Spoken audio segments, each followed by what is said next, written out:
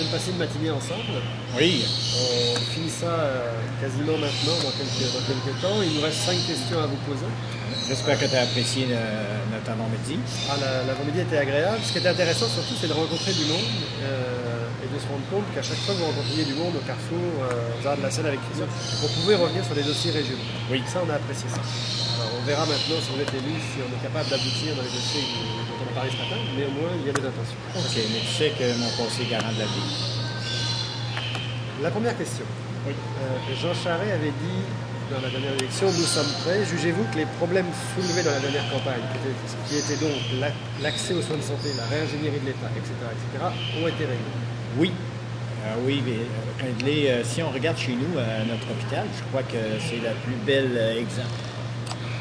exemple qu'on peut donner à mes concitoyens. Il y a eu du travail de fait, les équipes du CLSC ont été regroupées et les gens sont satisfaits sur le terrain. Demander aux personnes qui travaillent à domicile, aux aidants naturels, tout le monde a été touché. Et avec notre nouvelle urgence, l'agrandissement de l'hôpital, là, les félicitations de toutes parts, même de ceux qui y travaillent. Deuxième question.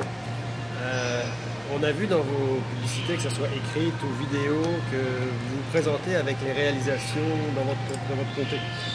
Est-ce que c'est pas surprenant que ce soit le député qui n'est pas sortant qui présente ses réalisations? Oui, mais compte tenu que le travail que j'avais fait de 2003 à 2007, j'ai enclenché plusieurs projets. Il y a des projets qui ont été annoncés après ma défaite, mais c'est des projets que j'ai continué à travailler. Exemple, le terrain multifonctionnel La Prise. Ça, c'est un exemple. Ensuite,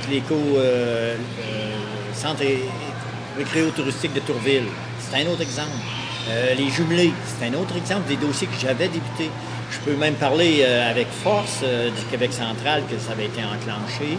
Je peux même parler avec force de bien d'autres dossiers, mais là, il y a des fois qu'il faut... parlons-en, le palais de justice. Hein? Je suis d'accord, c'est mon adversaire qui, selon lui, l'a réglé en 10 minutes, mais vous savez que c'est pas de même que ça marche. Des dossiers tels qu'une rénovation ou un agrandissement du palais de justice, pas comme ça, c'est pas en 10 minutes que ça se fait. Il y avait eu du travail de fait, tant mieux pour la population, c'est réglé, c'est pas annoncé, mais je veux vous faire remarquer que monsieur l'ex-député, il n'est pas au gouvernement. C'est le gouvernement du Québec, M. Charest, qui a le dernier mot. Est-ce que Jean Charest a déclenché des élections pour éviter de devoir en déclencher pendant la crise économique de 2009? La question que tu me poses là, les gens de l'ADQ en 2007, suite au budget, ont dit on va en élection. Ils n'ont même pas voulu étudier le budget. Pourtant, la Chaudière-Appalaches puis Montmagny avait besoin de ce budget au niveau des régions ressources. Ensuite, ça a été au niveau des commissions scolaires. Ensuite, ça a été le Parti québécois qui a voulu déclencher des élections pour défaire le gouvernement. Nous, on a dit, avant la crise, il faut que les gens décident ce qu'ils veulent comme gouvernement, un gouvernement stable, avant la tempête économique.